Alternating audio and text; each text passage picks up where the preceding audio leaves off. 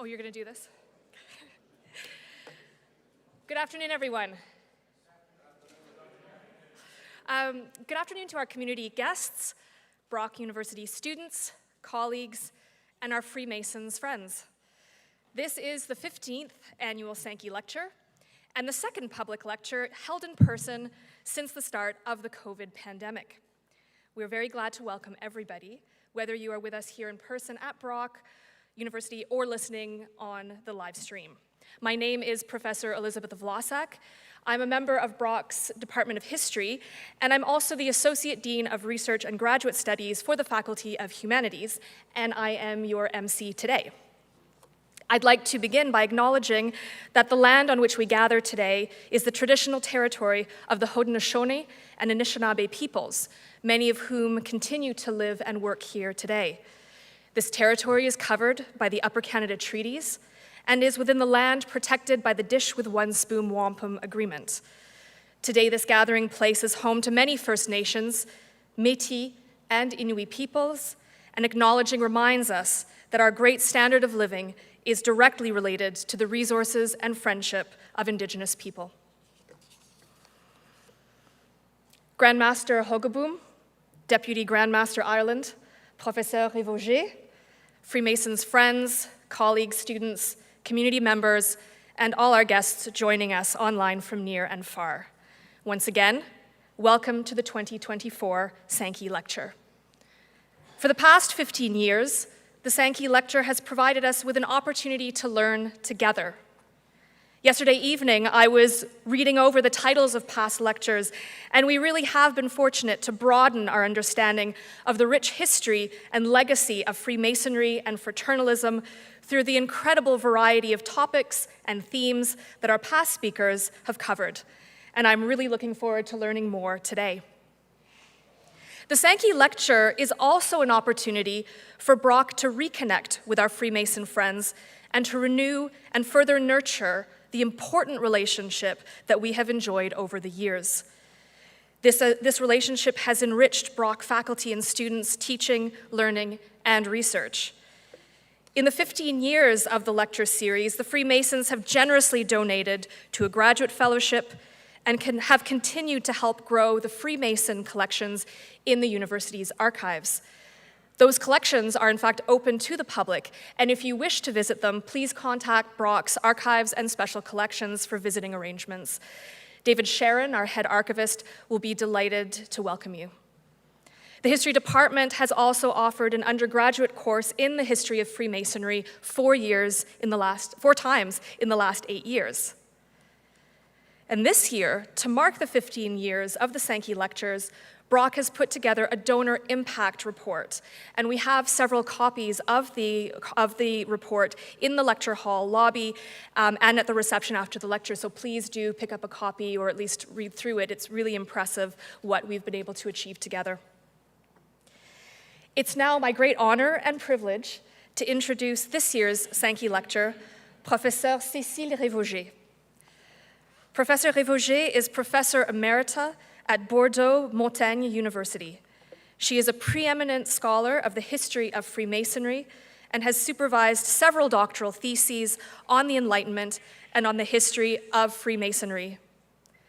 She has co-edited a biographical dictionary of Freemasons in the 18th century called Le Monde Masonique des Lumières in 2013, and she has authored other numerous books and on articles. These are just a list of a few of them. Another one in French, Les Ordres de Sagesse du Rite Français, which translates to A History of the French Rite, which is co-written with Ludovic Marcos. She's authored Black Freemasonry, From Prince Hall to the Giants of Jazz, which was translated from the French in 2014. She's also written a history of women's access to Freemasonry in 2018, which is entitled La Longue Marche des Francs-Maçons. She has edited The French Rite, Enlightenment Culture, which is a collective work translated from the French and published by Westphalia Press in 2024. And her latest books are Freemasonry, Heir to the Enlightenment, translated from the French and published in 2023, as well as La Mixité en Franc-Maçonnerie, Toujours un défi, which was published in 2024. Professor Révauger's lecture this afternoon is entitled Freemasonry, the daughter of the Enlightenment, from religious tolerance to universalism. Please join me in welcoming Professeur Cécile Révauger.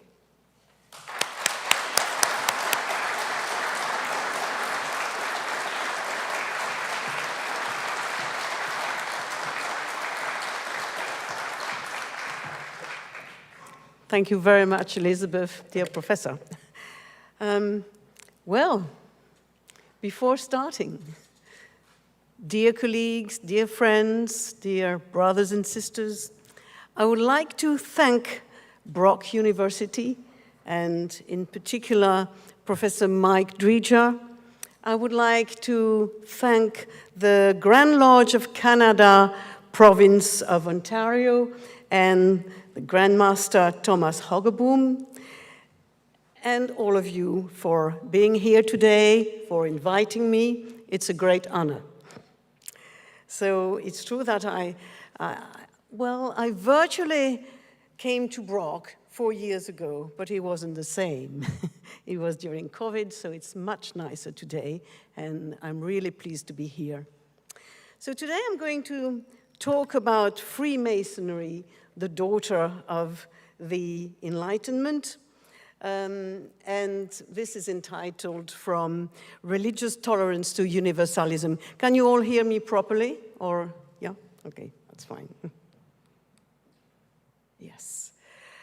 Now, first of all, to start with, I would like to argue that far from being obsolete, the Enlightenment values should be at the core of our modern societies if we want to fight intolerance and avoid war and barbarity.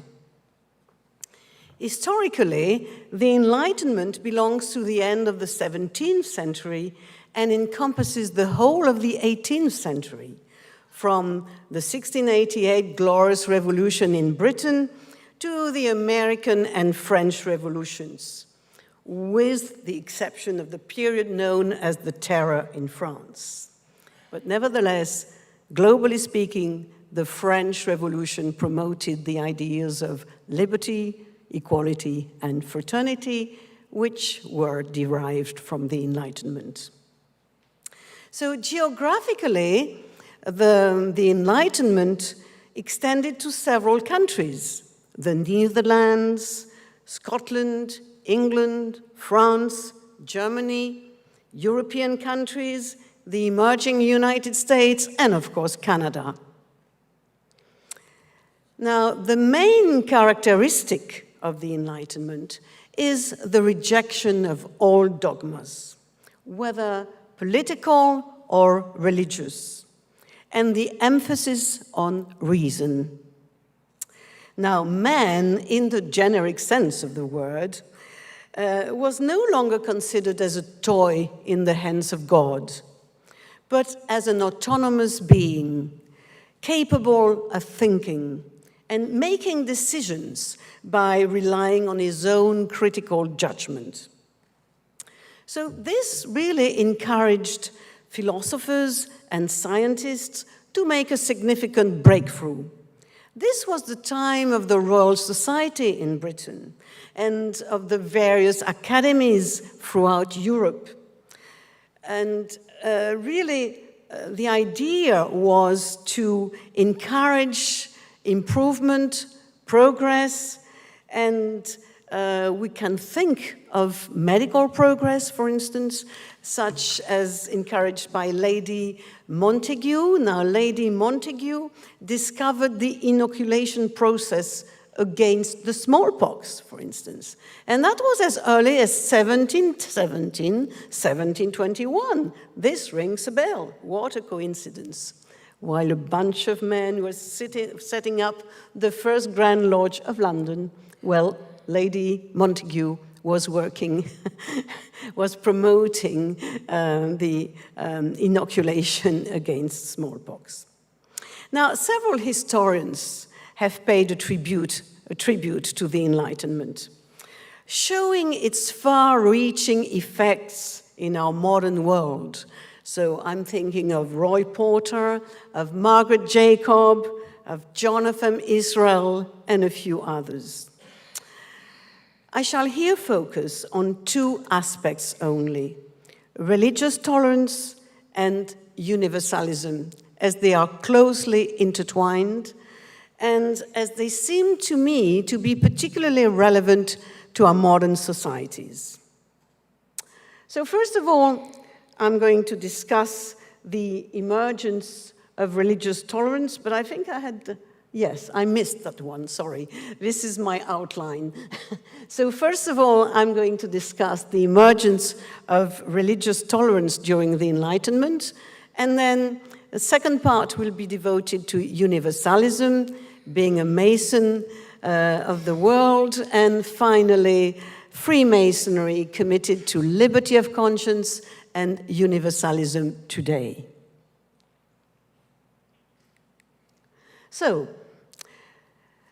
now, as you all know, 1688 was the end of the divine right monarchy in Britain, the end of religious persecution also for Protestant dissenters.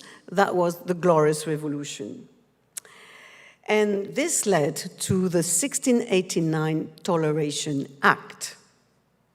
This was the time when John Locke was finally allowed to publish his letter on toleration, which he had written earlier, but been unable to publish because he had to go into exile to France at that time because of his tolerant views and because he no longer supported divine right monarchy.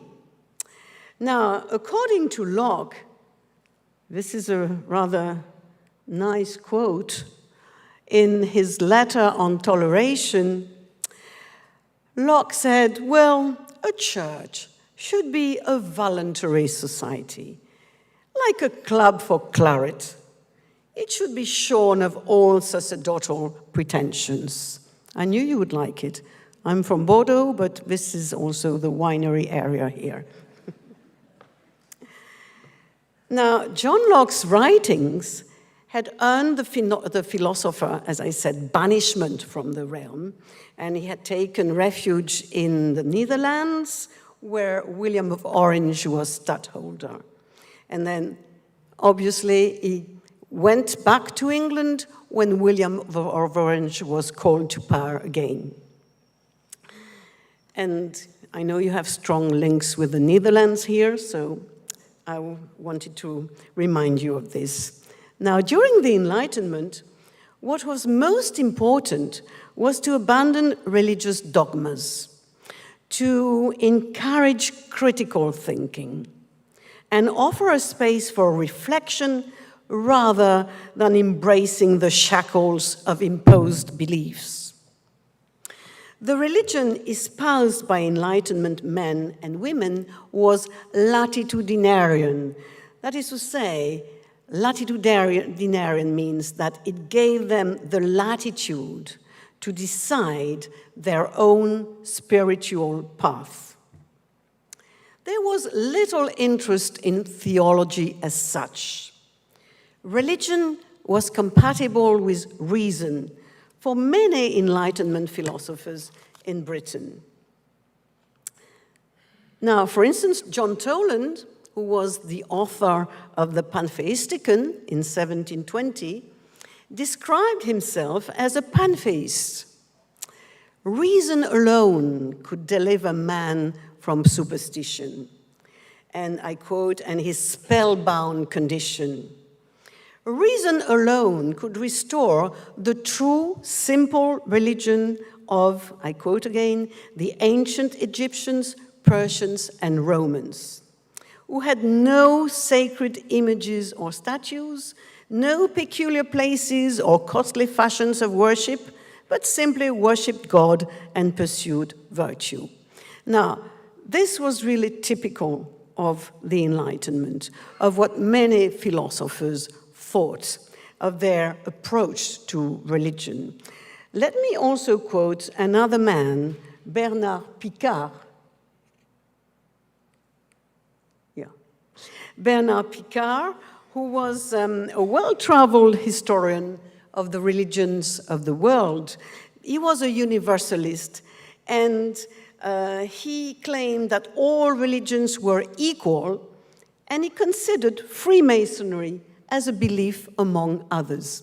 So he was the first to give a representation of Freemasonry, through iconography, and in his magnum opus, which appeared in 1723, first in French, then in Dutch, English, German, and really the aura of Freemasonry, to quote Margaret Jacob, had long hung over the circle and the project. Margaret Jacob extensively studied cérémonie et coutume. And so he really offered this first pictorial representation of Freemasonry in 1736. Now, French philosophers also admired the British evolutions in the wake of the Enlightenment. Among them, let me quote Montesquieu. Now, Montesquieu being from Bordeaux, I insisted on having his picture today. Montesquieu was made a Mason in Lodge the Horn in London in 1730. He was an admirer of the system, of the British system, because whereas in France we still had absolute monarchy at the time, well, in Britain there was already this separation of powers between the executive, the legislative, and the judiciary, and this had been going on since William of Orange, right? So since the Glorious Revolution, 1688 and 1689. So you can speak of Montesquieu, but there is also Voltaire, of course. Now, Voltaire was an admirer of the multiplicity of religions in Britain. For him, there was no danger of despotism because there were so many religions. Now, let me remind you of his definition of the philosopher, right? No philosopher ever claimed to be inspired by God, for then he would have ceased to be a philosopher and have become a prophet. So, according to Voltaire, it was absolutely essential to retain critical distance for the philosopher, because the practice of doubt, which was so essential to philosophy, was incompatible with the Catholic dogma. And Voltaire, as I said, really admired Enlightenment England for the way religions could coexist peacefully. And he really condemned the sectarianism of priests, writing, no one disagrees about the most important thing about religion, which is to do good. They disagree about unintelligible dogma. If religion would only say, be righteous, there would not be a single unbeliever on earth. But priests say, believe, and people do not believe at all. And finally, and then I will stop my quotes, but I think Voltaire deserved several quotes. No, I skipped one. Yes. If one religion only were allowed in England, the government would very possibly become arbitrary. If there were but two, the people would cut one another's throats. But that there are such a multitude, they all live happy and in peace.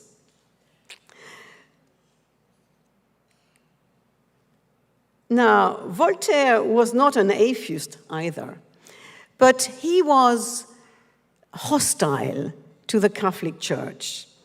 Why? Because the Catholic Church at the time was known for its intolerance towards other religions, Protestantism in particular.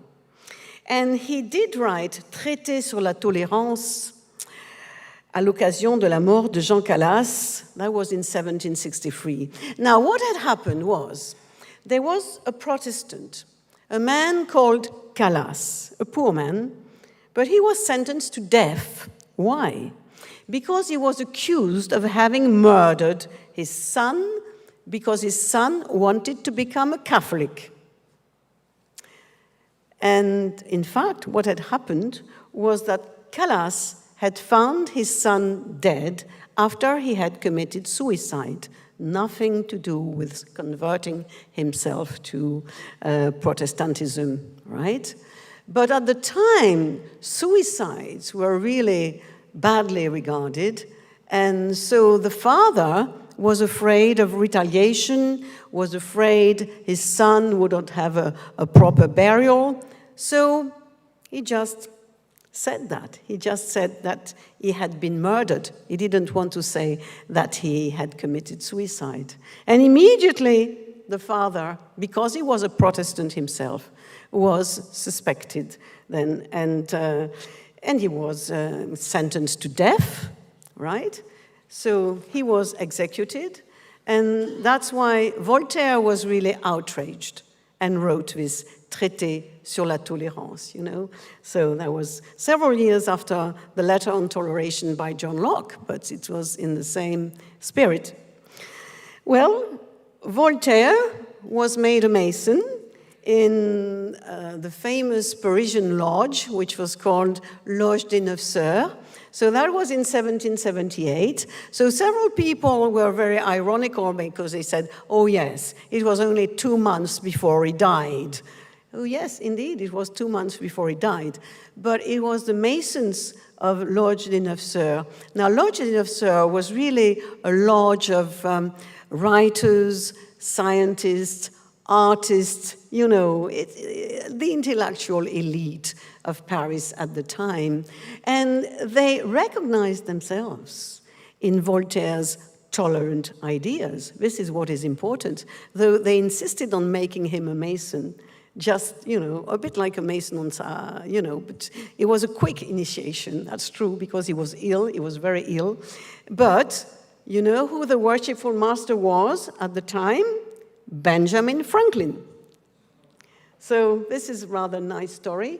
And for those who are ironical, well, I think what is important is that the Masons should have recognized themselves in Voltaire's approach to religion, to reason, to tolerance.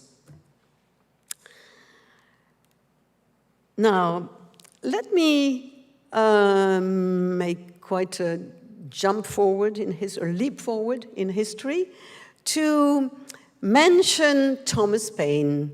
Now, dear Thomas Paine, who was an Englishman, but who fought for the American Revolution, who supported Washington, and then who supported the French Revolution, right? And he became a member of the French Convention.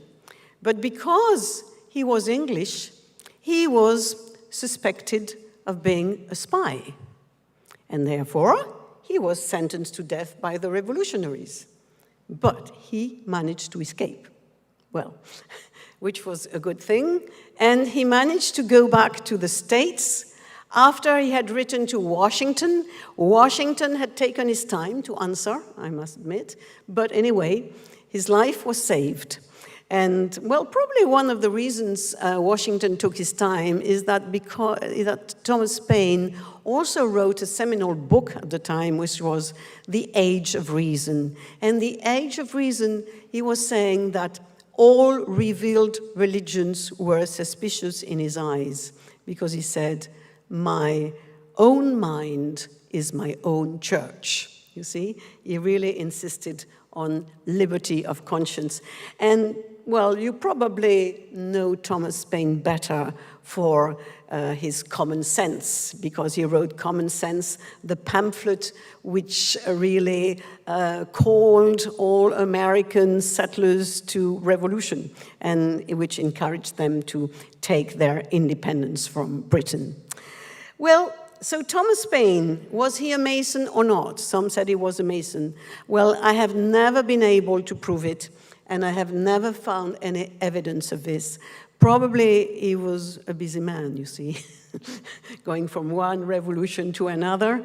And, but what is sure is that he was a very good friend of a Freemason who was called Nicolas de Bonneville. And Nicolas de Bonneville was a French Freemason and who suspected the Jesuits at the time of infiltrating Freemasonry. So he said that they should, the Freemasons should beware of the Jesuits. And he was a very good friend of Thomas Paine, so much so that Madame de Bonneville, his wife, accompanied Thomas Paine when he went to the States and when he died there, right? Anyway, so all this to tell you that most philosophers of the Enlightenment, not to say all philosophers, really insisted on the importance of reason and said that reason and religion should be compatible and that everybody should be aware of dogmas, right, and of intolerance. So now let me insist on the role, on the actual role of Freemasons at the time, what it meant being a Mason in the world. Well, no, I insist on it was, yeah, okay, wrong title. But it's about it's a bit later. This is coming later on the screen, sorry. Before I discuss universalism, I would like to tell you about the specific attitude of Freemasons towards religious tolerance during the Enlightenment. Indeed, the Grand Lodge of England, which appeared in 1717 or 1721, there's a major disagreement. Is it that major? No.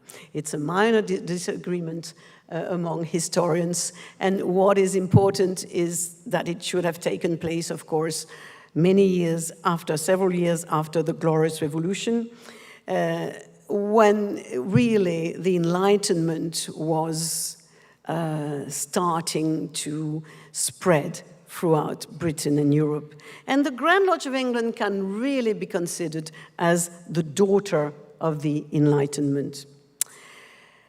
As you know, the Toleration Act of 1689, as I already said, granted freedom of worship to dissenters, not civil rights, but freedom of worship.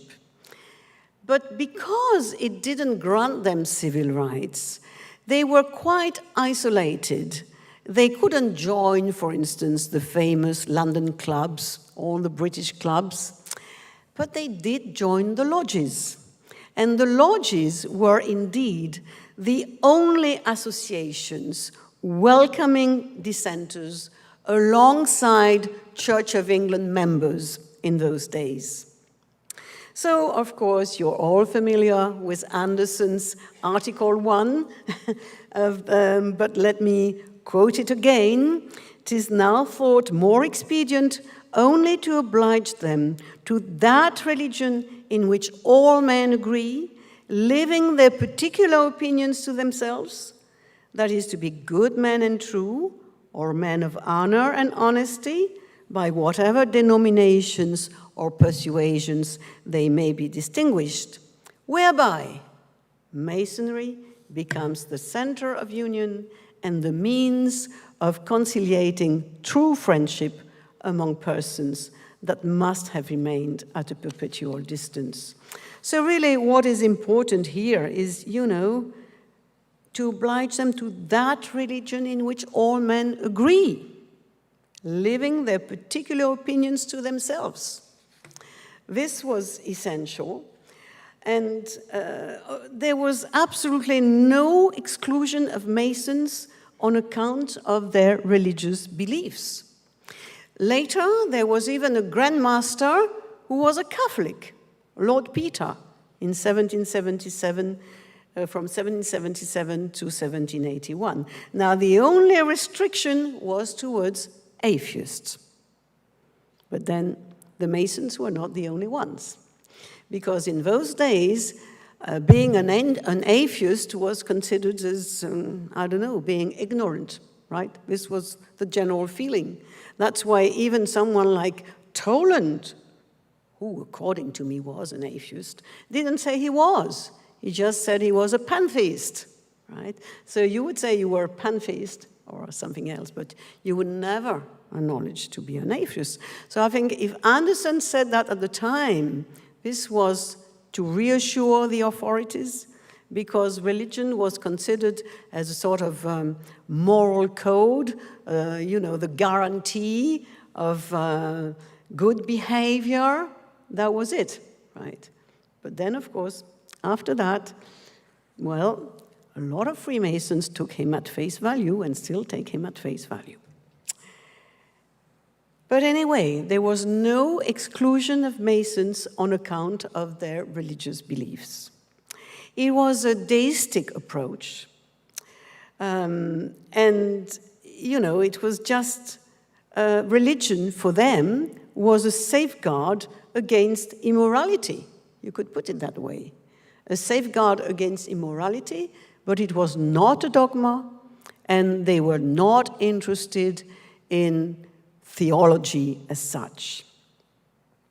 Now let me, to show you, the way Freemasons at the time considered religion. I think I couldn't quote anyone, more significant than the Grand Steward of the Grand Lodge of England at the time, the famous painter and satirist William Hogarth. Now, William Hogarth painted, several series and well-known series. He also painted a famous one, which I didn't bring here, which is Night, where you can see those Masons, right, a bit drunk at night, going in the street. But it was, I think a lot of Masons are familiar with this funny picture. He was the Grand Steward himself, right? Okay. And but what he really resented was, of course, not religion as such, but what was called at the time enthusiasm. Enthusiasm could be translated as fanaticism today, you see, enthusiasm. And if you look at this engraving, in fact, he painted two very similar engravings. The one called Enthusiasm Delineated, and the other one Credulity, Superstition, and Fanaticism. They are very similar, but not quite, so I only gave you the second one here. But you can see that this preacher, right, who doesn't look really all that friendly, is holding, a devil in one hand, and in the other hand, a witch with a broom. So this is, but is really considered as encouraging, a religion of violence, vengeance, and superstition. If you look, at the window, you can see, or maybe you can't because it's a bit dim, but behind one of the windows, you can see a man looking, being really bewildered, and this was a Mohammedan, right? Saying, what is this kind of a superstition? What is this kind of religion? That's what he's thinking. Now, you can see some people really in a trance, they are so entranced by what they are hearing, right, fanatics, except for this young couple. That's, Hogarth enjoyed being quite satirical and ironical. The young couple is not really paying attention, so they are the only sane people in the assembly, in fact. Then you can see this woman, and this woman who is delivering rabbits instead of babies. Now, mind you, he didn't totally invent the story. Well, of course but he referred to a superstition which prevailed in London at the time. People were resorting to all sorts of stupid tales, and it was the fake news of the days. And one of the fake news was that a woman had actually delivered rabbits. So, of course, and And so Hogarth is making fun of this and saying, you know, this preacher is not better than all those superstitions. And if you believe that you are going to burn in hell or on a gridiron or whatever, then it's just, you might just as well believe that women can deliver rabbits. This was Hogarth's satirical approach. Now, so there was painter Hogarth. I could also quote, Anthony Ashley Cooper, the third Earl of Shaftesbury, who really ridiculed religion, and but not religion as such, religious transports, religious fanaticism, in his letter concerning enthusiasm, which was published as early as 1711. You see, so Shaftesbury was probably not a Mason himself, although he had several friends.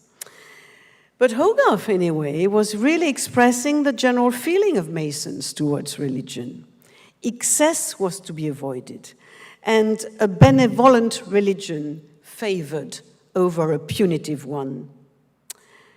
So, as I said, the Grand Lodge of England welcomed both Anglicans and dissenters, namely Protestants who did not subscribe to all the 39 articles of the dogma of the Church of England. You know, you had to subscribe to the 39 articles. I'm not going to give you the list, but if you missed one or two, you were considered as a dissenter. And of course, it was important, because if you were considered as a dissenter, it also meant that you were not enfranchised at the time. You could not vote, you see. Only Church of England members could vote. So you see, it was quite an issue. But Masons of the time found Anderson's recommendation not to speak of religion or politics within the lodge perfectly reasonable. Now, in the 18th century,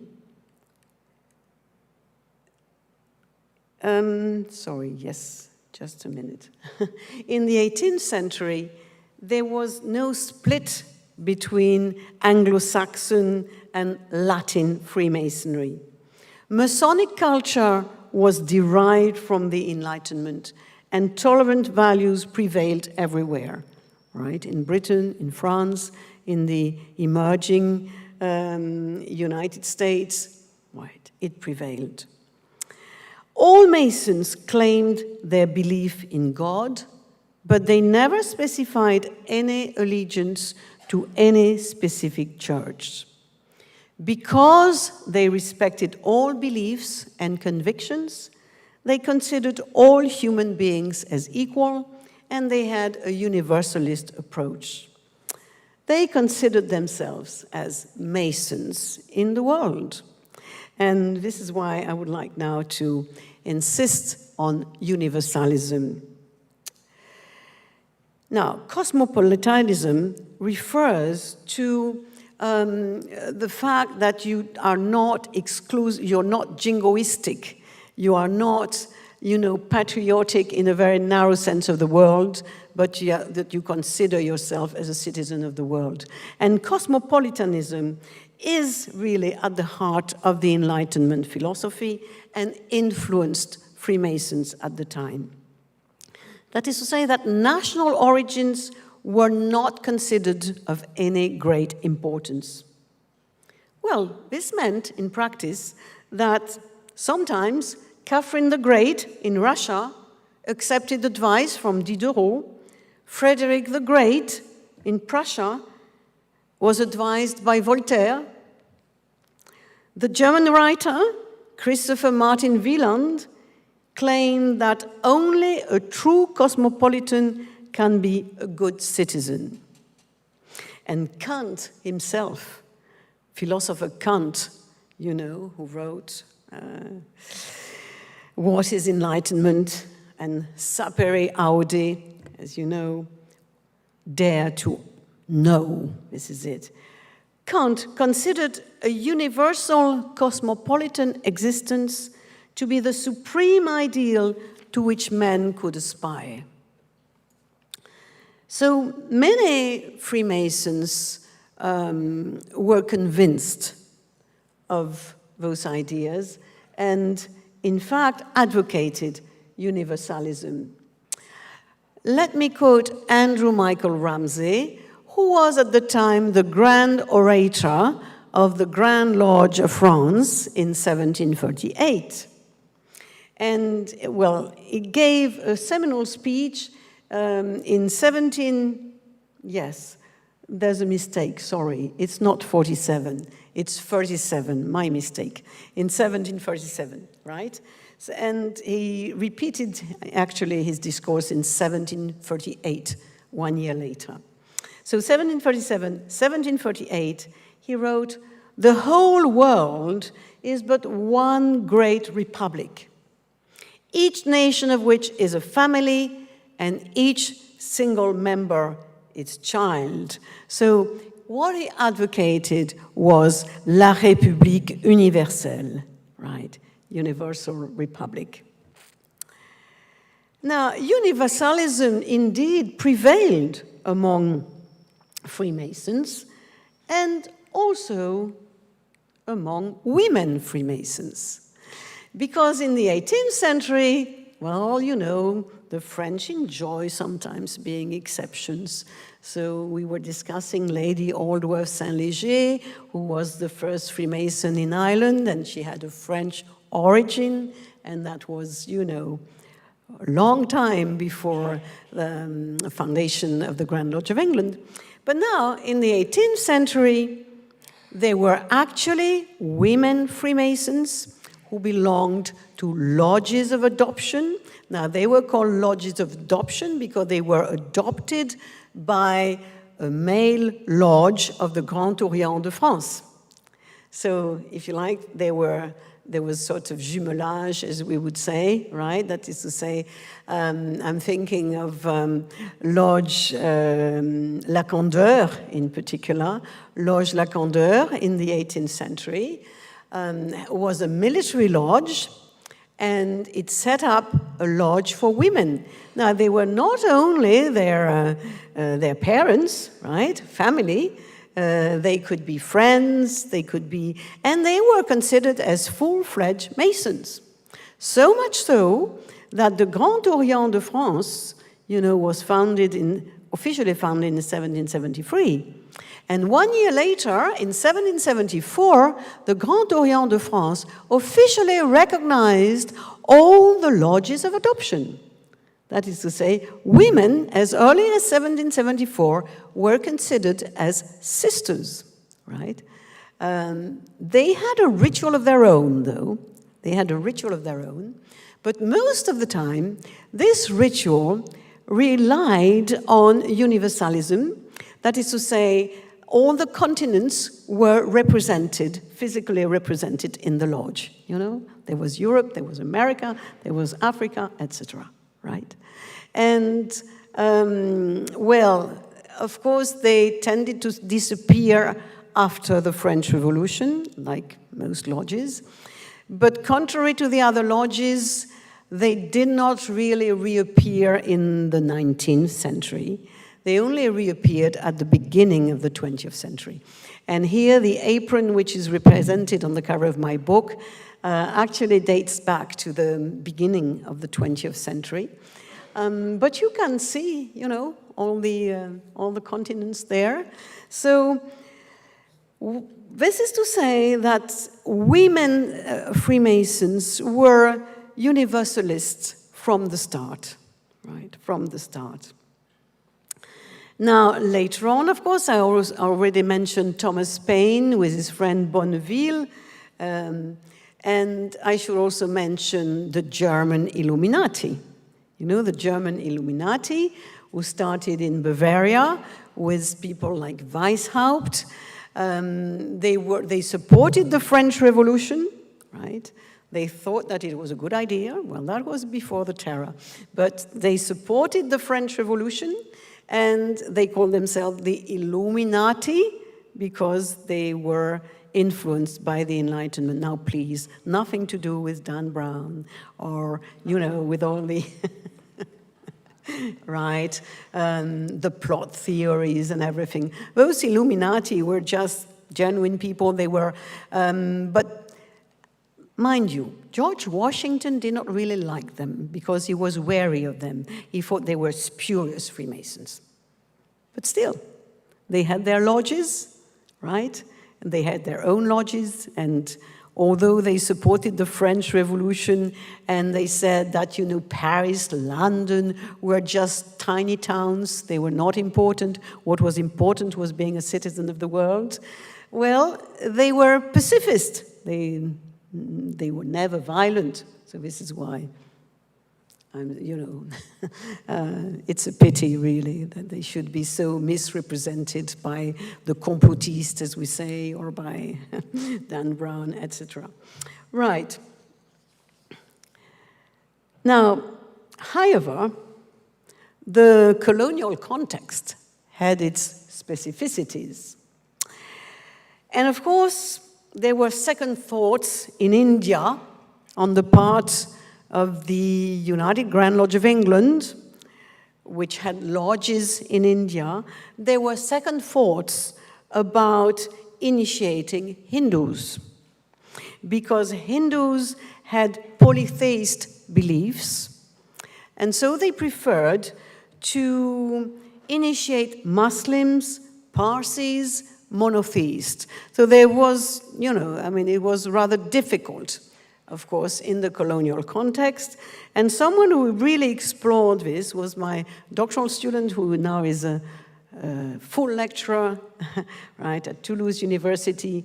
And he wrote Sociabilité maçonnique et pouvoir colonial dans l'Inde britannique, which was published in Bordeaux, and which was, in fact, his thesis, right, but actually revisited. Now, concerning slaves, that was an issue too.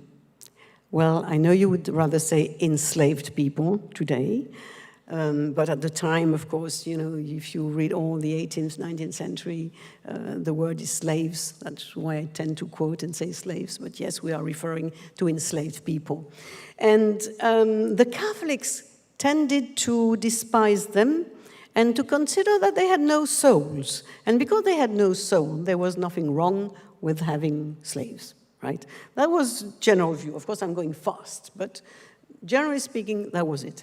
Contrary to the evangelicals and to the Methodists, who tended to become staunch abolitionists because they wanted to save souls. Not only did they consider that they had souls, but they wanted to save them, right? And the British Freemasons, for instance, and the Duke of Sussex, for instance, lent their premises to to abolitionist societies.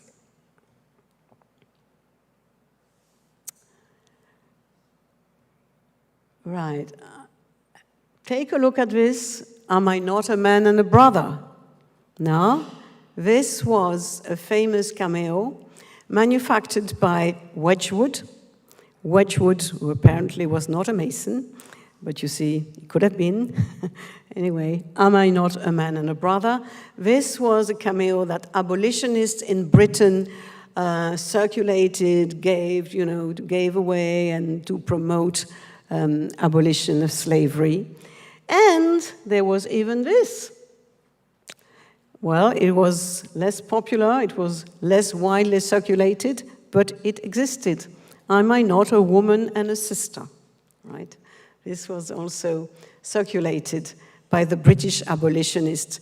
You know, remember, like Wilberforce, Clarkson, and let me remind you of the fact that they abolished slavery earlier than in France, for instance. They abolished first the slave trade in 1807, and then in 1832, they abolished, 1834 exactly, they abolished slavery as such, right? And then apprenticeship, because slavery was replaced by apprentices. The former slaves had to be apprentices with the same masters, which was not a very good idea. But this practice was abolished by throughout the British Empire in 1840, whereas in France we had to wait till 1848 to abolish slavery. And of course in other countries, we were discussing Brazil, it was much later. And yes, what about the Freemasons there? Well, the Freemasons in Britain were obviously not Methodists or evangelicals, but a little before, before the abolition of the slave trade, they were not very active. But with the Duke of Sussex, then they began to advocate the abolition of slavery. And this really took place then, as I said, as early as 1834 in Britain.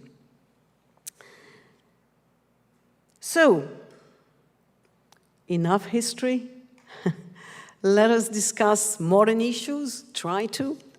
Freemasonry is committed to liberty of conscience and universalism today. Now, all the Masons in the world reject religious tolerance and fanaticism. Yet, their attitude differs concerning absolute liberty of conscience. As you know, the United Grand Lodge of England and all the Grand Lodges in the world considered as regular demand from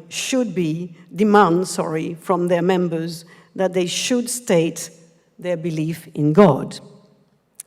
In France, this is no longer the case, except for one Grand Lodge, which is still officially recognized by United Grand Lodge of England, which is Grande Loge Nationale Française. Now, why is that? Because in 1877, a Protestant clergyman, who was also Grand Master of the Grand Lodge of the Grand Orient, yes, sorry, I forgot. Right. Urged the Grand Orient de France to replace the obligation to believe in God and the immortality of the soul with liberty of conscience. Now, let me insist on this fact. Frederick Desmond was not an atheist, he was a Protestant clergyman, right? But he was committed to liberty of conscience. And a few years later, in 1884, the phrase was changed to absolute liberty of conscience. So, which meant that you could be a French Mason, whatever your belief or absence of belief. Now, I think that, the main reason for the difference of approach between the French Masons of the time and other Masons in the world is largely accounted for by the difference in contexts. In France, the Masons had always been directly attacked and condemned by the Catholic Church.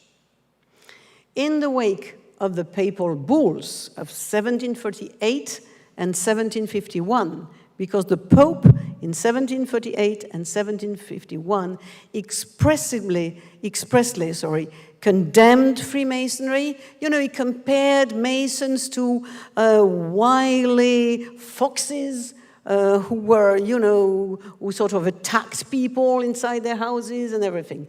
It was really an extremely violent attack upon Freemasonry. And ever since, the Catholic Church has repeated its condemnation of French Freemasonry. Even recently, there was a clergyman living near Switzerland, and he was called Vezin, and he was asked, because he was a Mason, he was asked by his bishop to give up Freemasonry. He had to choose between going on being a priest in the Catholic Church or remaining a Freemason. And what did he choose? He chose to remain a Freemason. Because for him, religious tolerance was more important. So, if you think of Jean-Paul II also, Pope John Paul II, he also, not only did he criticize Freemasonry, but he criticized the Enlightenment. He criticized the Enlightenment values, saying that they allowed doubt and they did not encourage belief. Well, he was right. The Enlightenment never encouraged blind belief, right? Sorry, that's it. And even recently, I found this declaration by Archbishop Antonio Stagliano, right, who said, "Our idea of God is not dictated by human reason, but by revelation. Worshippers who join Masonic lodges commit a serious sin. They cannot be given the Holy Communion."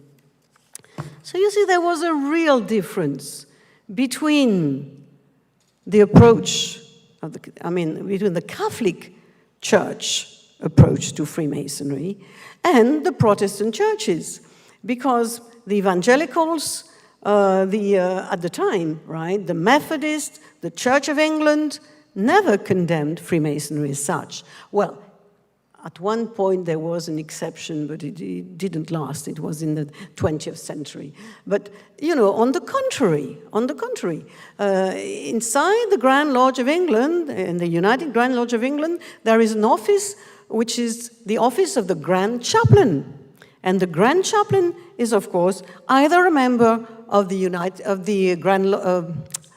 Church of England, which is most often the case, or it can be also a member of one of the other churches, right?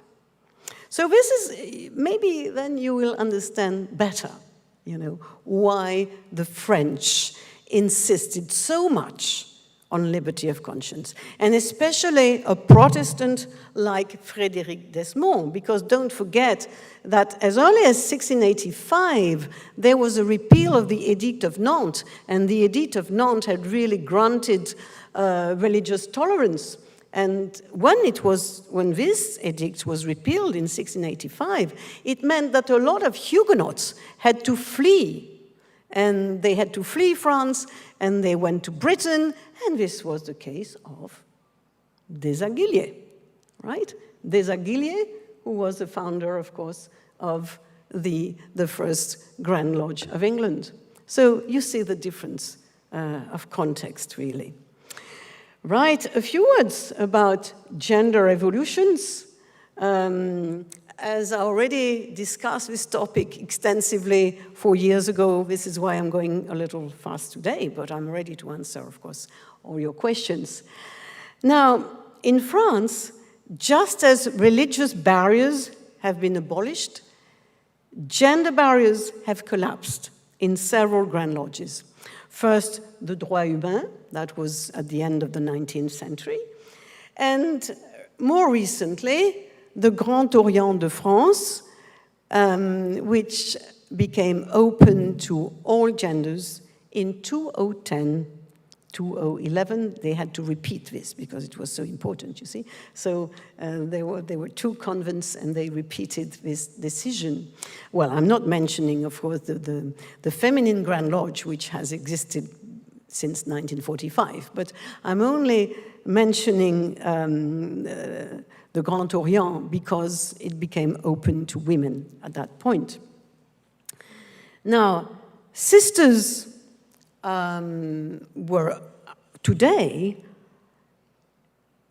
are acknowledged, even if not fully recognized, in Britain and, you know, English-speaking Freemasonry today. So significant evolutions have taken place. There are women Freemasons, of course. Women Freemasons, I know some of them are here. Women Freemasons who are, in fact, were chartered by the Women Freemasons in London, right? Again, it's interesting because they are not officially recognized as sisters by the United Grand Lodge of England, but they are invited, all right, to all the public manifestations and public, you know, well, so they are often invited, but all right, let me just tell you this, it's an anecdote, but it was a funny story.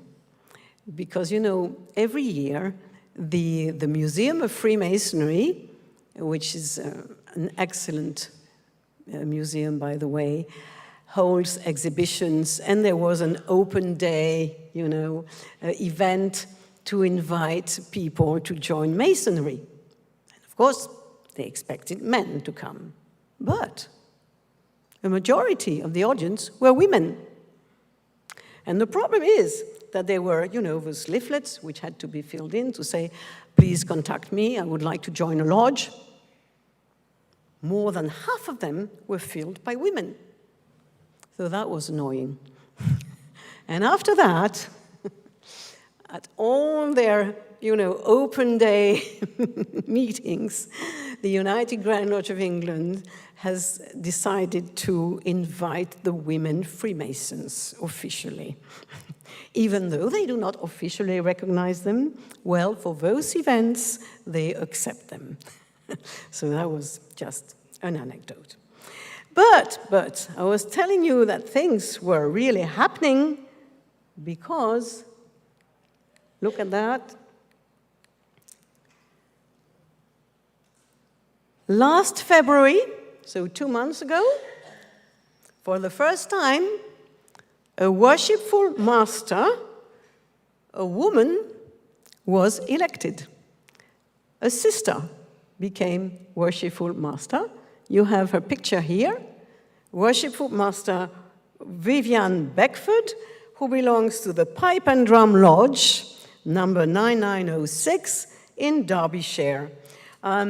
Now, this lodge is a specialist lodge, if I may say, for those who have an interest in history and also in reenactment, historical reenactment, you see? Because in Britain you have such lodges with a specific identity, and this one has specialized in historical reenactment.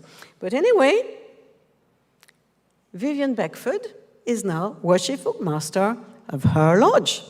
So this was the first time ever. Now, this followed the decision made by the United Grand Lodge of England about 2 years ago, because, you know, the British Freemasons have always been wary not to antagonize the laws of the country. And of course, there are laws against discrimination against transgenders, for instance. So that's why 2 years ago, the United Grand Lodge of England, that was during the summer, so it passed unnoticed for a while, but during the summer, decided that if brother decided to become a sister, and he could not be evicted from his lodge because he had been initiated as a brother, right?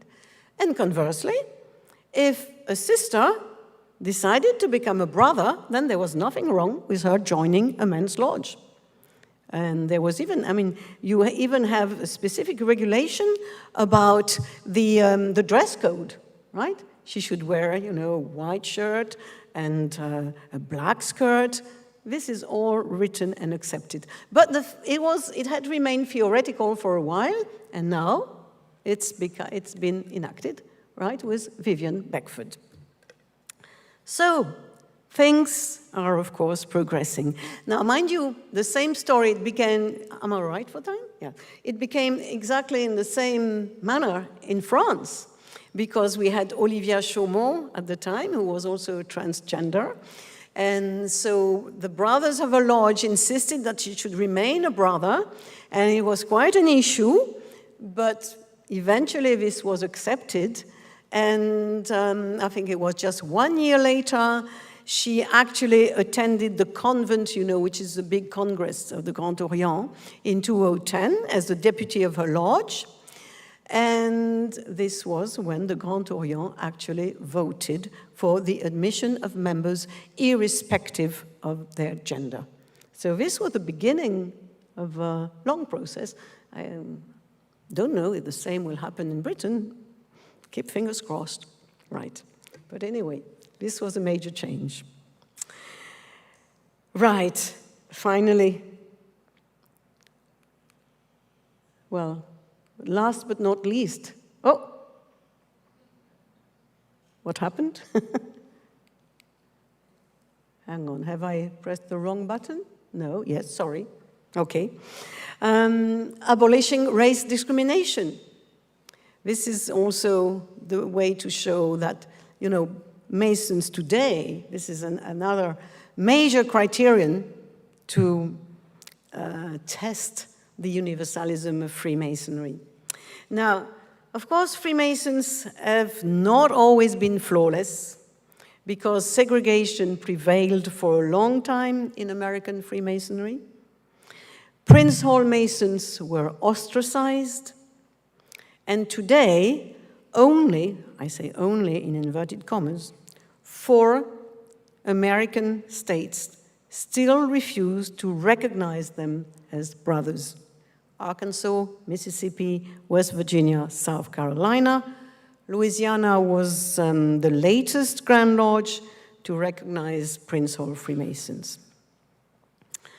Okay, but, well, I think they are bound to come to their senses someday. Most Grand Lodges have now abolished race barriers. So whether they claim to believe in God or not, all Freemasons today consider that religion should never antagonize religion. And I'm coming, hopefully, to my conclusion. Thank you for your patience. Oh, yes, this was the book I wrote about Black Freemasonry. Conclusion. Now, that's when you start to be relieved. Now, because religious tolerance has always prevailed, fundamentalism is rejected. Generally speaking, Masons encourage integration, reject separatism, avoid pitting communities against one another, whether on race or gender issues. So in a world torn apart by wars, Freemasons might still have a role to play, to remind their fellow citizens of some Enlightenment values. Religious tolerance is indeed a prerequisite to universalism. Only if human beings are considered as fundamentally equal can violence and hatred subside. Just as 18th century Masons were peacemongers, not warmongers, eager to forget the religious wars of the preceding centuries, today's Masons might encourage a growing awareness of impending dangers and remind their fellow beings that basically they are all human beings. And this is something that all Masons in the world share, irrespective of their differences, I think. Well, as Maynard Keynes used to say, in the long term, we are all dead. So let us make the most of it while we can, instead of wasting our time on idle quarrels. Let us believe in human progress, the progress of humanity as a whole, just as our enlightened predecessors did. Thank you very much.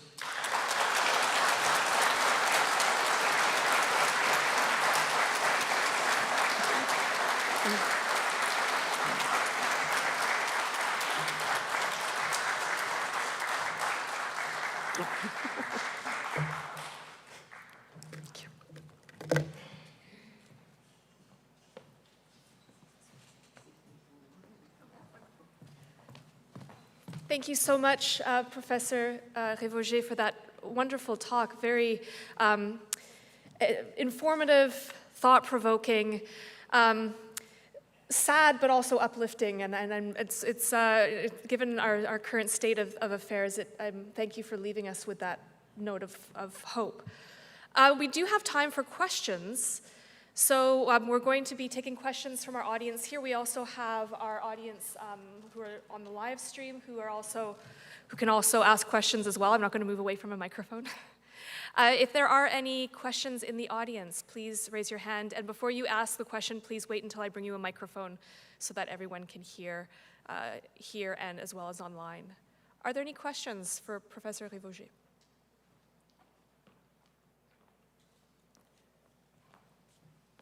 Let's have a second question, because the first question is always, as you know, the first question is always difficult to ask. Let's have the second one.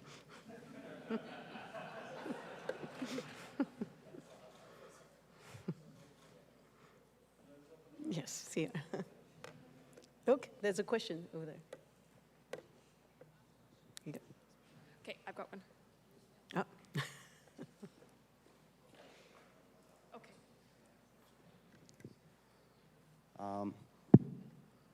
Awesome, thank you so much. First off, phenomenal lecture. It's my first time out, so I greatly appreciate some of the insight. So throughout the presentation, one part that really resonated with me was when you were talking about how Freemasons were warned at one period in time about potential infiltration by the Jesuit order. And then later on, sorry, can you hear me? Yeah. And then later on, you made reference how Washington also wasn't as friendly, perhaps, towards the Bavarian Illuminati. Do you think there was any correlation between that potential disdain, noting that the university that he worked at was all run by Jesuits, and he was perhaps the only one who wasn't formally recognized as a Jesuit, but often, you know, birds of the same feather flock together? Sorry, can you just repeat the last sentence about the Jesuits? You were mentioning someone in particular? Yes. You referenced how Washington was Yes. concerned about Okay. Adam and the Bavarian Illuminati. And I was curious if that concern had anything to do with Adam's ties to the Jesuit order at the university he taught at. Huh. I'm not sure. I know that he was wary, anyway, yes, of the Illuminati, but that's a different thing. I mean, concerning the Jesuits, I never actually read anything written by Washington on the subject. But then, you know, George Washington was a busy man, so he didn't write a lot on Freemasonry and other issues. We found letters of him, you know, congratulation letters written to Grand Lodges, but I have no idea what he actually felt about Jesuits. Sorry.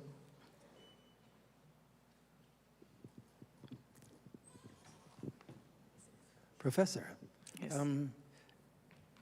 do you find it odd that a body that professes to be based on reason and logic would in 2024 still be wrestling with the issue of conscience as an issue of gender?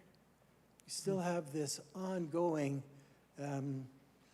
discussion that doesn't seem to be, we don't seem to have the will to resolve it, and yet it seems at odds with the whole idea of being able to reason through discussion. Do you find that at all odd? Yeah, I agree with you. I think there shouldn't be any issue about gender, really, and it should be so natural. I mean, we are all equals, equal human beings, and well, personally, of course, I'm utterly convinced of it. As all right, it wasn't said, but why shouldn't I say it? I myself belong to the Grand Orient de France, so you know, we just do not pay attention to those gender issues now. But it's been an issue. It's true, it's been an issue. But liberty of conscience is fundamental, and yes, liberty of conscience should be blind to gender. I think gender blind. Professor, first and foremost, as a Brock University alumni, thank you for such a fantastic presentation and a building that myself and my colleague here have called home for so long.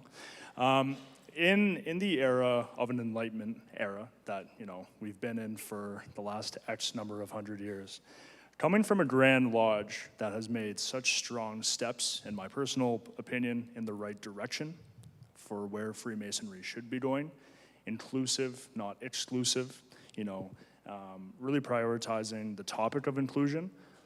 As a young and aspiring Mason in my local craft lodge and my pendant lodges, what would a recommendation be from yourself, from what you've seen that has worked in other Grand Lodges? What would you advise a strong first step would be in advising our Grand Lodge here? To put it simply, I'm rambling, what would a recommendation of yours be to help empower the Grand Lodge of Ontario to take steps in the right direction? Right. I would never dare. Just to put it interfere. simply.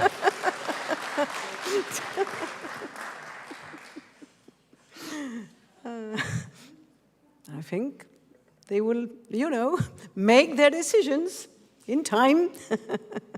No, this is just impossible for me to answer, you will understand.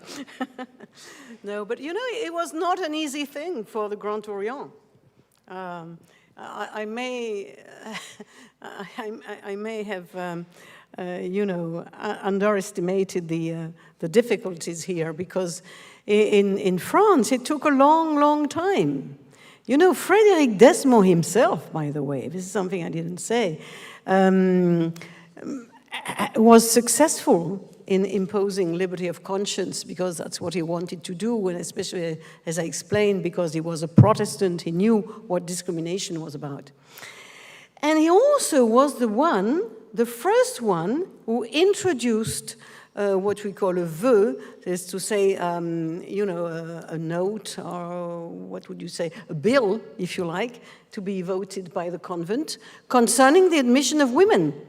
Because in his own lodge, they wanted to initiate a woman, right?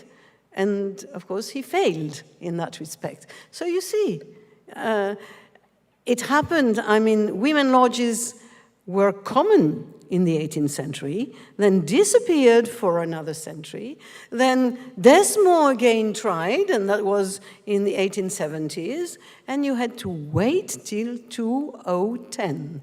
So, it was a very long process. Now, if you take Belgium, for instance, the Grand Orient de Belgique has always insisted on liberty of conscience, right? But concerning women, at one point, I was invited as a scholar to discuss women and Freemasonry in one of the lodges. I was the first woman to enter that lodge, and I didn't feel very comfortable at the time. But anyway, they were very nice brothers, and they asked the right question, lots of questions, and so I was not embarrassed for a long time. But it took another 2 years before they actually changed their regulations, and now they admit women, but they have several kinds of lodges. In Grand Orient de France, all the lodges are the same. Each lodge decides if it wants to initiate women or not, and some still don't want to do that, right, by the way, in Grand Orient, right? But in Belgium, you have women only, you have, men only lodges, women and men lodges, and you even have one women's lodges, which I visited, and which is a lovely lodge called Pluriel, which means that they want to admit lots of people, different people. And for the first time, they have elected, that was just a fortnight ago, they have elected a Conseil de l'Ordre, a Conseiller de l'Ordre, which means a member of the executive of the Grand Orient de France. So this happened a fortnight ago. So you see, things are evolving little by little. I think, it would be ridiculous to impose, right, things. And of course, each Grand Lodge has to decide for itself. But I think things have to change, yes. If Freemasonry wants to survive in the long run, probably. but everyone at his own pace. Or her own pace.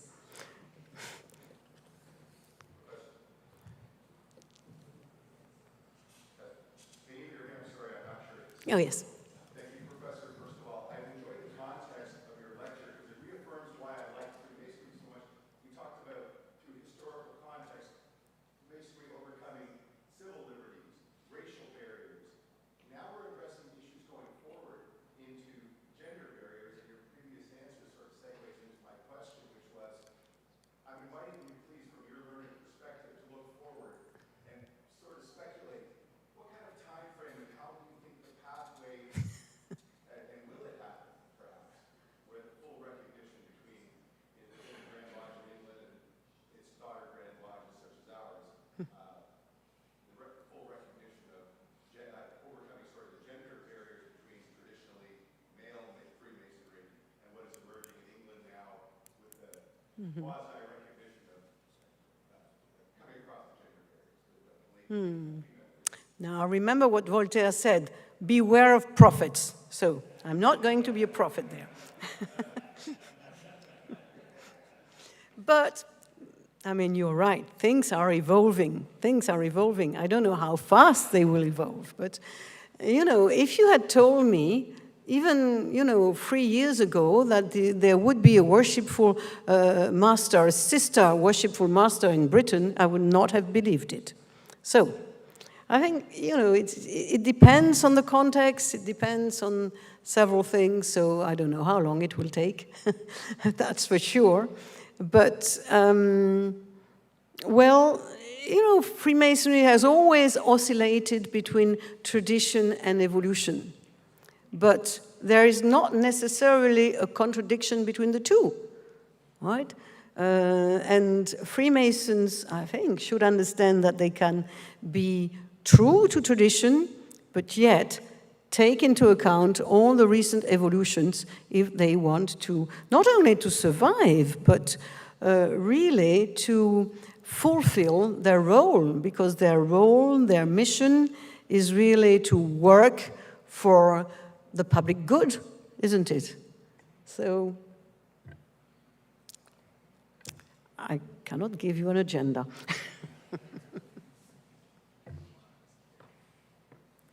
Hello, hello. Thank you. Thank you for your great talk. I'm thinking in the future, there could be a strong desire or, you know, how do you call it? That there might be a need for a unisex lodge, Masonic lodge, where females and males could join. And if that was to become a reality, it would probably be its own entity, I would think, because of the work that would be involved. Do you see that as the future of Masonry and the strong demand in that occurring? I mean, you look at what Masonry has done for men, for a man, and how great it was. And I think a lot of women that were married to Masons were thinking, hey, it worked so well for the men, let us do it. Mm-hmm. And now with how things are going and, you know, the how do you call it, the transgender race coming in, men, women, that there probably is a strong desire to have Freemasonry create unisex lodges and maybe operate in their own way and their own work. What do you think? Well, but this is exactly, you know, what happened in France. We have unisex lodges in the Grand Orient, in Droit Humain, that's been going on for a long time. Well, difference also between what you should understand, there is a major difference in the organization of British or Canadian, American Freemasonry and French, Belgian Freemasonry. In Britain and the States and Canada, you can only have one official Grand Lodge, right? Whereas in France, Belgium, you have several. And they have links, you know, official links. Or they don't, depends, right? So there's a difference. But yes, we already have several unisex lodges, and you know, there was the same fear as everywhere, I think, on the men's part, because some of them said, well, what's going to happen? A lot of brothers are going to leave our lodges when women arrive because they can no longer work with them, and just didn't happen. They got used to it. You know, didn't happen. Right? All right, it happened to me, but I was a visitor in New York. That was a lodge of the Grand Orient. But this was long before 2010, and I was a scholar, but I happened to be a Mason, and they knew it. And so I tried to visit them because they had said that, you know, they would be interested in my research and everything, and they said yes. And then a fortnight before, they said, you're coming, but are you on your own in New York? And I said, well, my husband has just joined me. Fine, come along with him. You will be accompanying him. You see? So I did that. I didn't make a fuss. I did that. But I learned that 2 brothers immediately left not to see the devil inside their lodge. Well, so I don't know if it would happen today. I hope not. No, there's been a major evolution, really.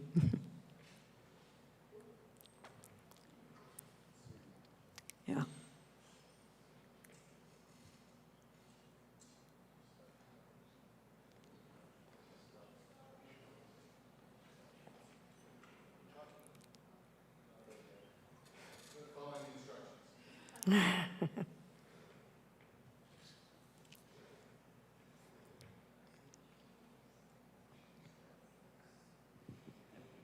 There we go.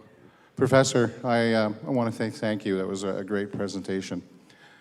When we look at the room around us today, there are a lot of us who could be older and could be younger. Let's not talk about age, but when you think about the individuals and philosophers you spoke to, if you were to kind of prioritize them, I took philosophy at university, so I really liked a bunch of them.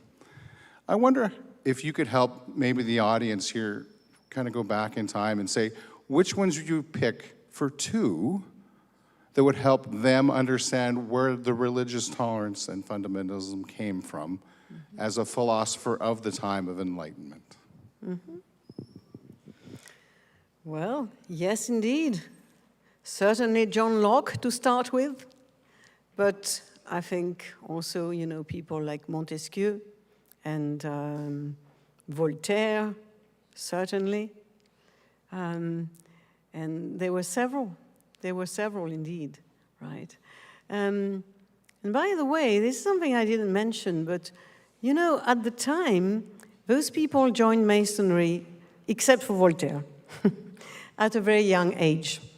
Montesquieu when he was young, Lafayette was about 30, Washington was 18 or 19, I think. They were all very young when they joined Freemasonry. And this is something that, you know, it was sort of springboard for them because they were actually, even if they did not discuss all those topics during the lodge meetings, of course, probably not, but they had an opportunity to meet, you know, people who actually played an important part in the city, and they could talk, and they could, so it was a great encouragement for them. So of course, the only thing I think we should wish is that Masonry should go on attracting young men and women, because that's a future generation. Yeah. Let's see. Oh, you can hear me? Sorry, up here. Thank you so much once again for the lecture, Professor. It's very, very fascinating, very compelling. I want to ask just about your comment at the end about how a lot of the sort of Enlightenment era figures and Freemasons were Sorry, peaceful. but I can't understand you. Yeah. Sorry. I have to speak up? Sorry. Thank you very much, first of all, for your, for your lecture. It's very fascinating, very compelling. Can you hear me? Sorry. Can you understand now? No, yes, Okay. thank you. I was speaking up Thank you. enough, sorry. I was fascinated by what you said at the very end about a lot of the Enlightenment era thinkers and early Freemasons being peacemongers, not warmongers.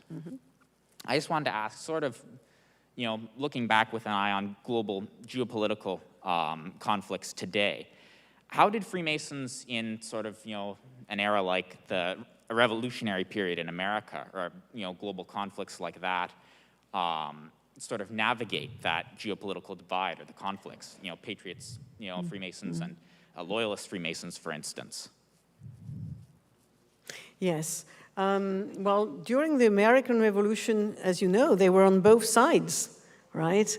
And if you take a town like Boston, it's really interesting because there were even quarrels between General Warren, Joseph Warren, who was a member of St. Andrew's Lodge and who became Grand Master of the Grand Lodge of Massachusetts later on.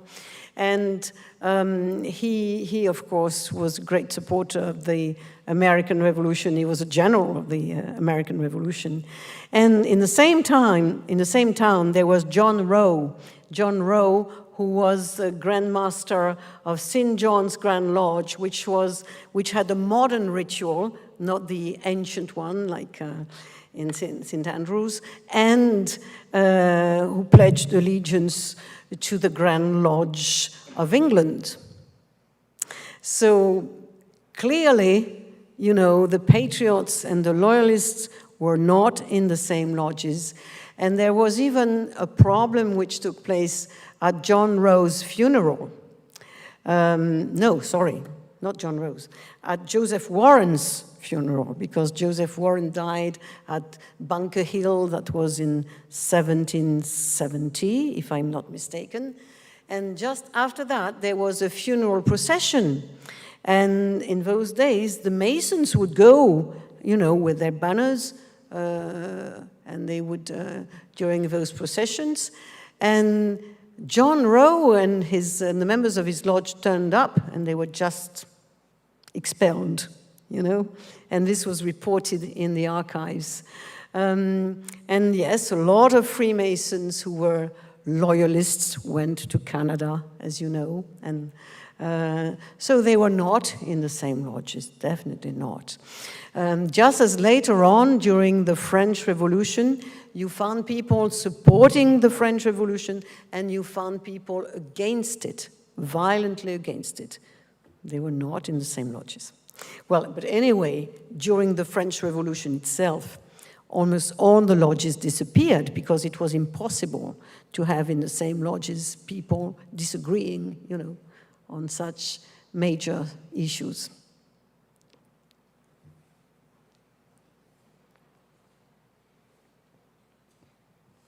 Hello, Professor. So the lecture was amazing. It was wonderful. In past years, Freemasonry was the forefront of breaking traditions and saving lives through various good things. So one thing that I really want to know that how does Freemasonry see artificial intelligence? Because sorry, can you repeat that? Sorry. Artificial intelligence. Oh, right. So because it can be a new thing, which is because it can become a artificial consciousness. Mm-hmm. So it can be good for humanity or it can be bad for humanity as well. So what's the Grand Lodge's position? Is it in favor of artificial intelligence or do they don't like it? It's a very good question. You know, as a rule, Masons will not say, I am for or against, I am for artificial intelligence or against it. Well, I know that, you know, in Britain, the States, Canada, even social and political issues are avoided during lodge meetings. Inside the Grand Orient, we do discuss issues but never, you know, or very rarely taking an official stand.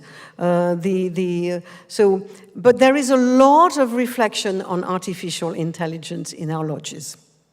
It is discussed, and but not in terms of saying we are for it or against it, but just trying to understand, you know, the issues. And I would say that the most common attitude is to say artificial intelligence is fine as long as it remains under the control of human beings and as long as human beings remain in charge. This is, but you know, okay, you will not find an official declaration on the issue, of course. I'm not saying that there were never official declarations. When there were anti-Semitic acts or terrorist acts in Paris, indeed, almost all the Grand Lodges took a public standing to condemn them. But it has to be something, you know, major like that, as long as it's a social issue, of course. I mean, I think French Masons consider that lodges are ideal places to discuss issues without prejudices and to try to understand better. That's all.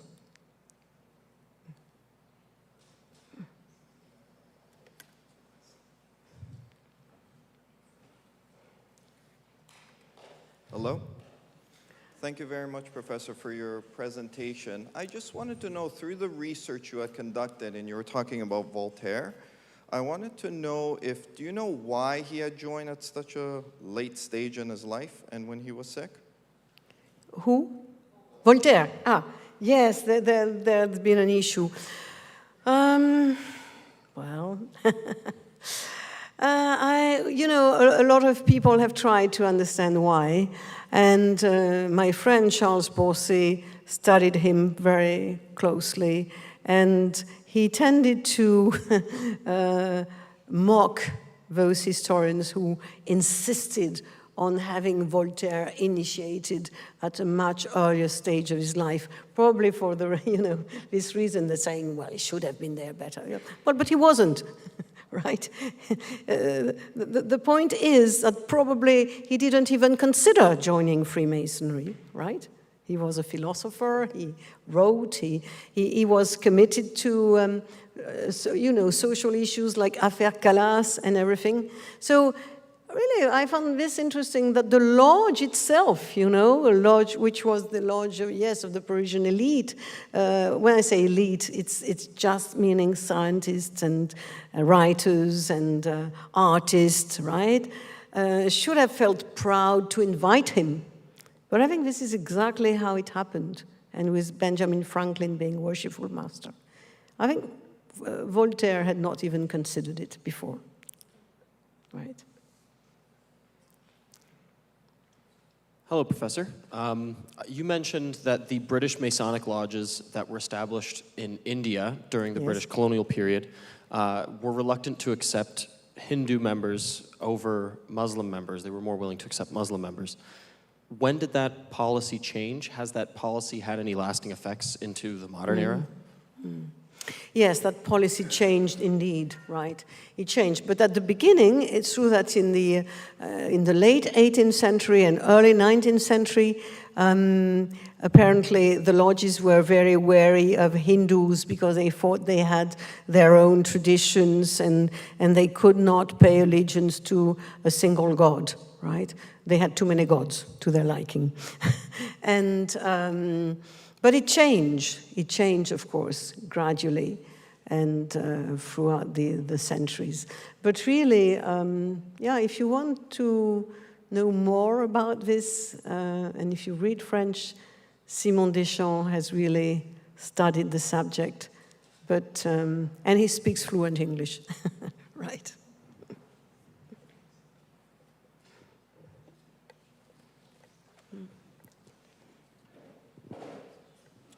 Good afternoon, Professor. Thank you for your lecture. I'd like to ask you a bit of a leading question, seeing as you have no desire to be a prophet. In understanding what you do of craft masonry, its values and ideals, given the morphosis of transgenderism, feminism, and masonry as it is today, are you able to see that those values can be maintained and that those ideals can be carried across the board in all cases? Yes. Can you be... All right, I'm not sure I understand your question. I think I do, but could you just add... you mean, is any kind of feminist issue acceptable, or is that what you mean? Would or any of kind them bring about change in masonry in its fundamentalism as it is today? Would it change that concept of those values, that enlightenment and principles? I don't think so. I think that, you know, the Enlightenment values really focus on equality, universalism. That's why I think, you know, for either for race or gender issues, equality is what is important. But I think I see what you mean, because there are different approaches, of course. If I take, for instance, a feminist approach, which maybe I know a little better than the other approaches, I think only feminism relying on universalism is compatible with Freemasonry. Because, of course, if you start pitting one community against another, then I don't think you are a universalist. You know, what I mean is that it's not by enhancing differences and by turning differences into virtues, absolute virtues, that you make progress. I think it's by accepting differences, but looking for equality, basic equality. And I think this is really derived from the Enlightenment values, and I think this is perfectly compatible with Freemasonry today. I don't know if I have answered your question. It does. It does. Thank you. Thank you.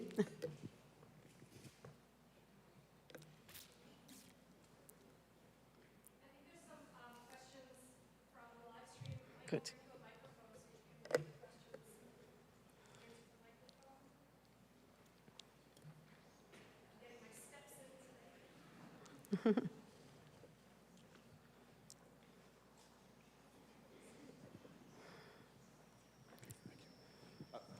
Thank you, everybody, for your questions. That's been quite a lively discussion so far.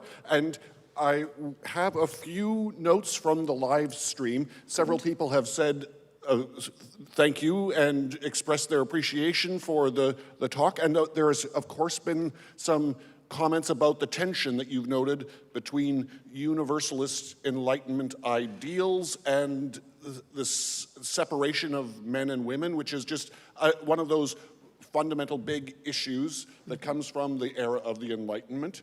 I do have what might be a very big question here from one, just a moment.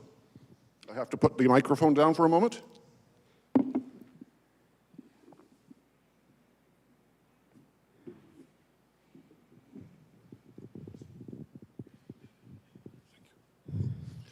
It's awkward to control the microphone and the camera, the microphone and the computer. Troy asks, and this is a big question, in your opinion, will Freemasonry as we know it survive the rise in religious and political tribalism that we see in our modern public life today? No. Hopefully, it will. I guess you can't be, this is one of the themes as well. Can you be a prophet? That is a difficult thing. Exactly. No, but I think, yes, I mean, tribalism is totally incompatible with the Enlightenment values. I think whatever is meant by that, and I think it's indeed, as I said, pitting one community against another, whether it be race, gender, is not going to help us fight barbarity and, right, fanaticism, and we might have to face, you know, major problems. So the more united we are, the better. And I know, I respect, you know, those I have, I often discuss this issue also with sisters in the Grande Loge Féminine de France, for instance, or in the female orders, saying, but we are better together, just as some men would say, we can, you know, think for ourselves, and then it's more comfortable when we are together. But this can only be one step. I think we have to go further, I think, because we have to think together, and we have to complement one another, I think, in our approach. So I don't know if I've answered the question at all. It was a big question. Now, I do have a question myself, yes, related to gender issues in the study of Freemasonry. It is related to one of the questions in the live chat, perhaps tangentially, because Professor Margaret Jacob asks a question which I'll pose in just a moment. Professor Jacob, you might remember, is one of the Sankey lecturers from the era of COVID. Have we got a chance of seeing her on the screen? She will not, unfortunately, be on the screen. That's not possible in the live stream, but we send greetings to Professor Jacob in California. Hello, Peg. Lovely to hear you. Now, there are so many scholars of Freemasonry who are women. Mm-hmm. Is there a special explanation for that, or is that just a question of personal interests? You and Professor Jacob, Professor Renee Lafferty-Salhani here at Brock University, one of the other Sankey lecturers. The majority of the Sankey lecturers so far have been women. Good, congratulations. But, you know, this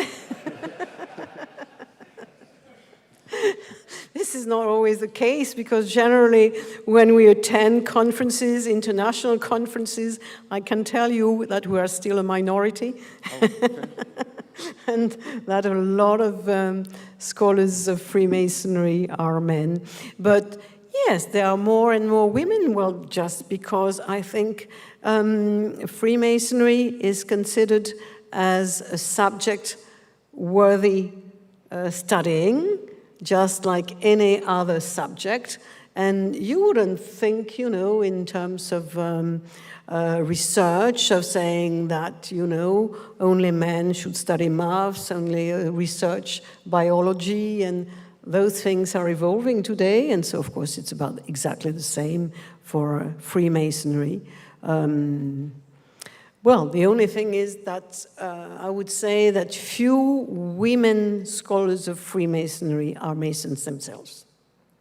But you are? Yes. All right. But I live in France. But in the French tradition, yes. I do have a question from Professor Jacob, and this might relate to the tension or the distinction between Freemasons as peacemakers versus warmongers. Mm-hmm. And the question, it's just a very short question, so it might be about something else as well. Can we talk about Freemasonry in Northern Ireland? Is there some discussion about that topic that might be worth raising in the context of your lecture? It would probably be, although I think the specialist of Irish Freemasonry was definitely Dr. Miralla. I don't know if he still writes now on Irish Freemasonry, but here again, I think you will not find Freemasons, you know, you will not find in the same lodges Freemasons who have different political allegiances. That's almost impossible, I think. So, but it's true that also in Southern Ireland, I expect that you have a few Catholics now, because, you know, being a Catholic country, and there are lots of lodges. In Ulster, it's probably different. I mean, the Orange tradition prevailed, and they were, of course, supporters of the British Crown. So, but I mean, things are probably evolving, and I'm afraid, Margaret, I cannot answer your question very well. But it's certainly worth investigating, and I do hope a young scholar is going to tackle the issue. It will be difficult, because it will be difficult to find, response in Ireland to, but it's certainly worth investigating.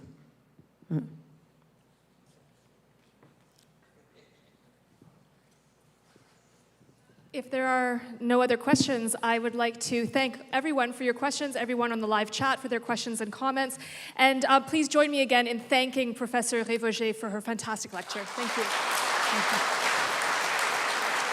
Thank you.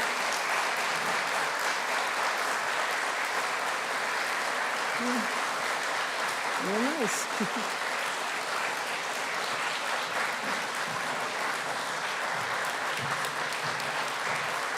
Thank you. Very nice. But thank you so much for all your questions and, the very warm atmosphere. And that was really a real pleasure for me. Thank you. Thank you so much. I would now like to invite Thomas Hogeboom, Grand Master, Grand Lodge of Canada in the province of Ontario, to give some closing remarks on behalf of the Freemasons.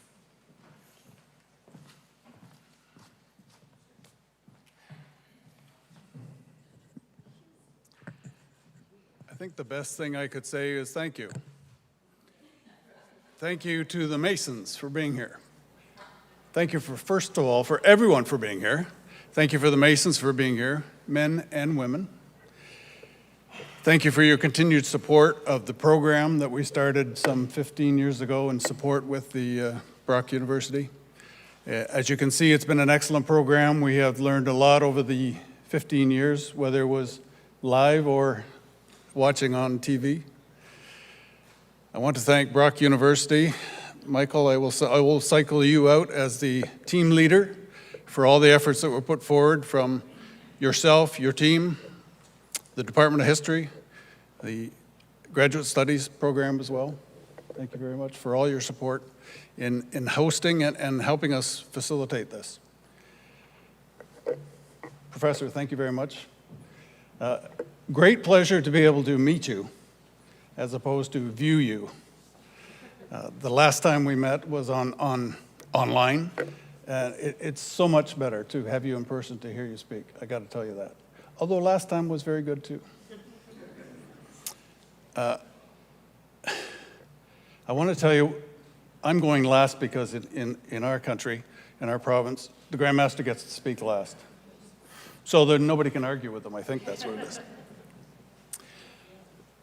And since I only have 3 months left to be a prophet, I will tell you that I guess if I say my personal opinion, all of a sudden I'm a philosopher, right? So I'll be both.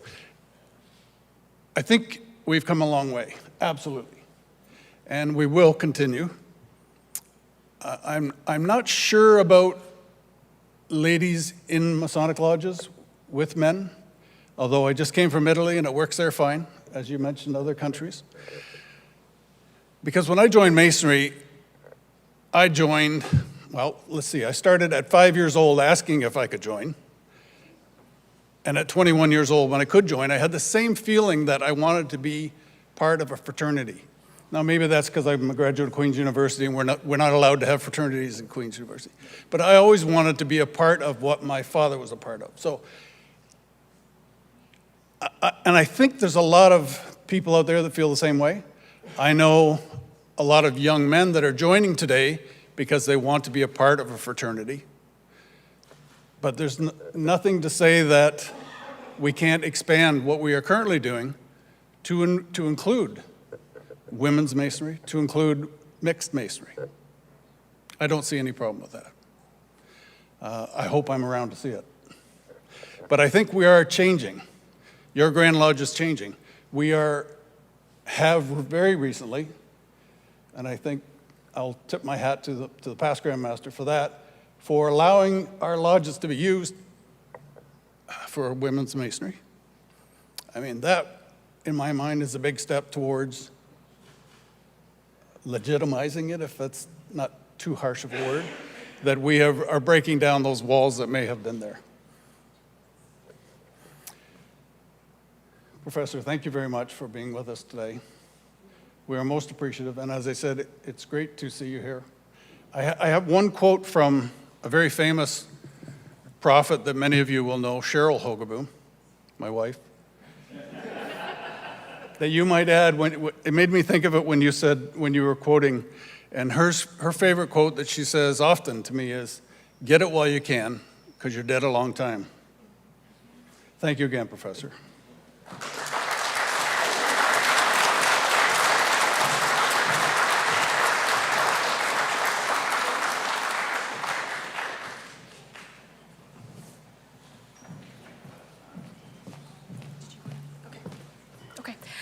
Thank you all so much. This concludes the formal portion of today's event. Please do join us down in the marketplace for a reception, and you'll have a chance to chat with Professor Révauger and with anyone else that you would like to chat with. And again, thank you so much for being here. Many thanks to those of you who joined us on the live stream. And we hope to see all of you again next year for the 2025 Sankey Lecture. Thank you.